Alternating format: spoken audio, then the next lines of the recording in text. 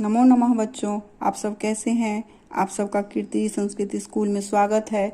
आज हम लोग करेंगे संधि प्रकरण के बारे में। संधि प्रकरणम, इसके बारे में आज हम लोग डिटेल से करेंगे कि संधि किसे कहते हैं। तो संधि में क्या है, सम उपसर्ग है और धा धातु है। क्या है, सम उपसर्ग है और धा धातु है। और इसका क्या सूत्र होता है, वर्णानाम संधानम, वर्णानाम संधानम संधि। इसका सूत्र हुआ वर्णानाम संधानम संधि। अर्थात वर्णों की अति निकटवर्ती मेल को संधि कहते हैं। क्या हुआ इसका मतलब, वर्णों की अति निकटवर्ती मेल को संधि कहते हैं। अथवा जब दो वर्ण आपस में मिलते हैं और उनमें मिलने से जो विकार या परिवर्तन उत्पन्न होता है उसे संधि कहते हैं। इसे हम ऐसे भी कह सकते हैं, दो वर्णों के मेल से उत्पन्न होने वाले विकार को संधि कहते हैं, है ना। दो वर्णों के मेल से जो विकार उत्पन्न होता है, विकार अर्थात परिवर्तन या आदेश, जब कोई नया वर्ण आ जाएगा वहां पर तो हो जाएगा संधि। ठीक है, संधि का क्या हुआ शाब्दिक अर्थ, संधि मतलब क्या हुआ, हमारा मेल हुआ, जोड़ हुआ, है ना, संधान हुआ, इसका अर्थ हुआ संधि। इसको ऐसे भी लिख सकते हैं, वर्ण संधानम संधि, वर्ण संधानम संधि, ऐसे भी कर सकते हैं हम इसको। अब देखिए, संधि होने के लिए क्या जरूरी है, संहिता जरूरी है। क्या जरूरी है, संहिता। इसका सूत्र क्या होता है, परः सन्निकर्षः संहिता, परः सन्निकर्षः, परः सन्निकर्षः, परः सन्निकर्षः संहिता, परः सन्निकर्षः संहिता।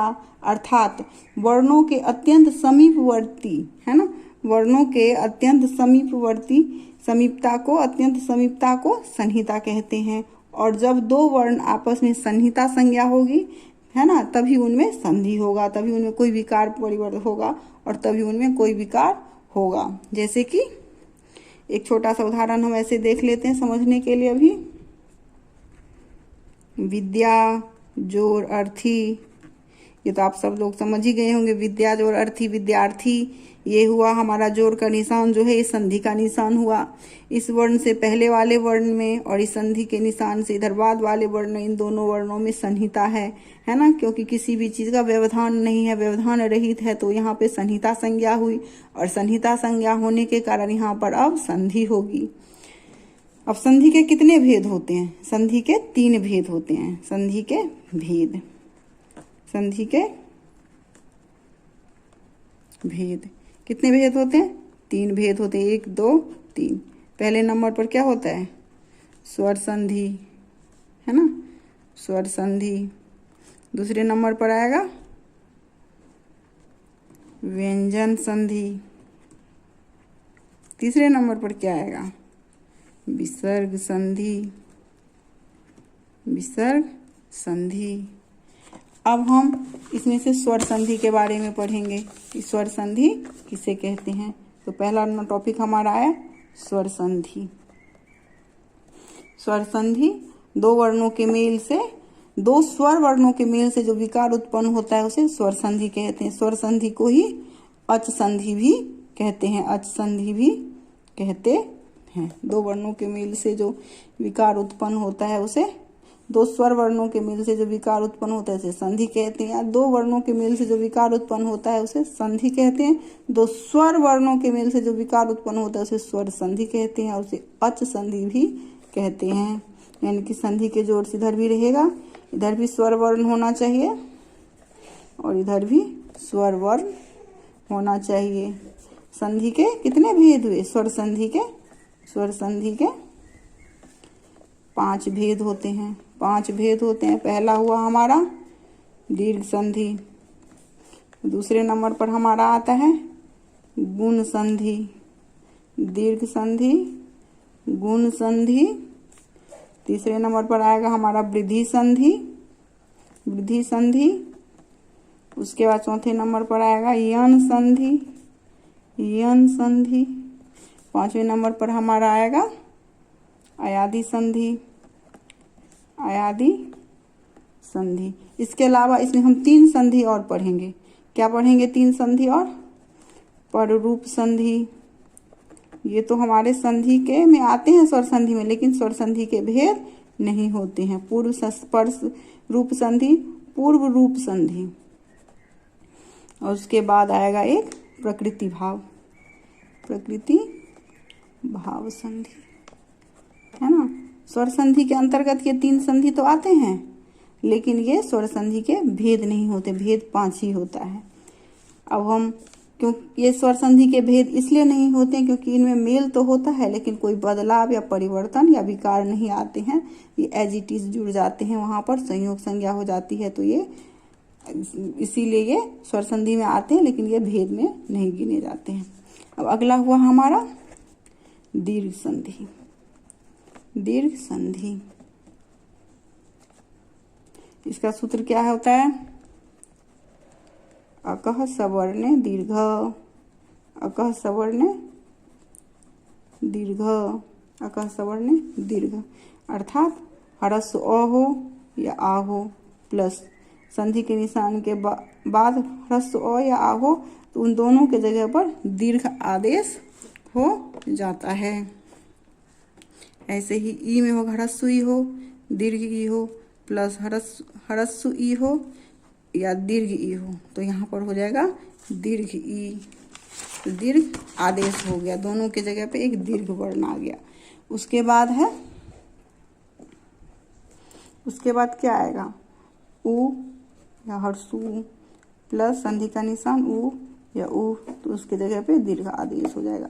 इसमें एक होता है D, D plus D, D, तो उसकी जगह पर एक दीर्घ आदेश हो जाएगा।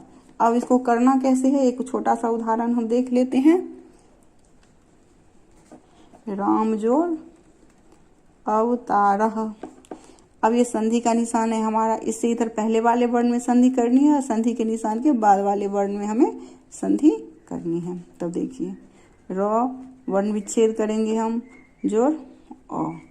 अभी संधि वाला अ प्लस अवतारः, ठीक है। इस वाले अ में संधि हो जाएगी, इन दोनों के जगह पर दीर्घ आदेश हो गया। ये जैसा था पीछे में एज इट इज उसको वैसे उतार देना है, प्लस ये आ जाएगा, प्लस इधर जो बचा हुआ हमारा क्या बचा हुआ है, संधि का निशान हम अपनी सुविधा के लिए बता रहा हूँ। अब इसको इधर जोड़ दीजिए, तो र म में आ की मात्रा माँ और पीछे वाला अवतारः, तो बन गया रामावतारः। अब एक और देख लेते हैं। ऐसे ही अ वाले आप लोग खुद से करिएगा, मैं अब एक आप लोगों को ई वाला करके दिखाती हूँ। एक है मही जोड़ इंद्रः। अब देखिए म ह हलंत जोड़ दीर्घ ई प्लस इंद्रः, इसमें संधि होगी तो इसकी जगह दीर्घ आदेश हो जाएगा। अब पीछे में जैसा है उसको वैसा एज इट इज उतार लेना है, प्लस ये दीर्घ ई प्लस नद्र। अब इसको इसमें मात्रा लगाइए, म ह पर ई की मात्रा, पीछे वाला ऐसे जुड़ जाएंगे तो बन गया महेंद्र, ठीक है। ऐसे अ वाला ई वाला। अब आपको मैं एक उ वाला भी दिखाती हूँ बना के। भानु जोड़ उदयः। क्या करेंगे, भ आकार भा, न हलंत जोड़ ह्रस्व जोड़ ह्रस्व जोड़ उदयः। इसमें संधि होगी तो यहाँ हो जाएगा उह, तो पीछे साइड से आ जाएगा भान न प्लस उ जोड़ दयः। तो बन जाएगा ये भानु, ऐसे करके दीर्घी की मात्रा लगेगा भानु दया, ऐसे बन जाएगा हमारे ये भानुदयः। एक और उदाहरण देखिए, सुजोड़ उत्तम, सुजोड़ उत्तम, सहलंत जोड़ उ जोड़ उक्तम। इसु में संधि होगी तो हो जाएगा उह। स हलंत जोर उह जोर तम, ये इसमें जाके जुड़ जाएगा तो बन जाएगा सूक्तम, है ना। इस तरह से बन जाएगा हमारा ये सूक्तम। अब अगला देखिए, एक और देख लीजिए, मातृजोड़ ऋणम। इसमें क्या होगा, मो आकार तो हलंत जोड़ ऋणी जोड़ ऋणम। इस में संधि होगी तो यहाँ बन जाएगा ऋ। माँ तो हलंत जोड़ी जोड़नम इक्वल्स टू मातृनम। ऐसे हमारा बन जाएगा मातृनम। अब आप लोगों को मैंने एक एक उदाहरण सभी का करके दिखाया है।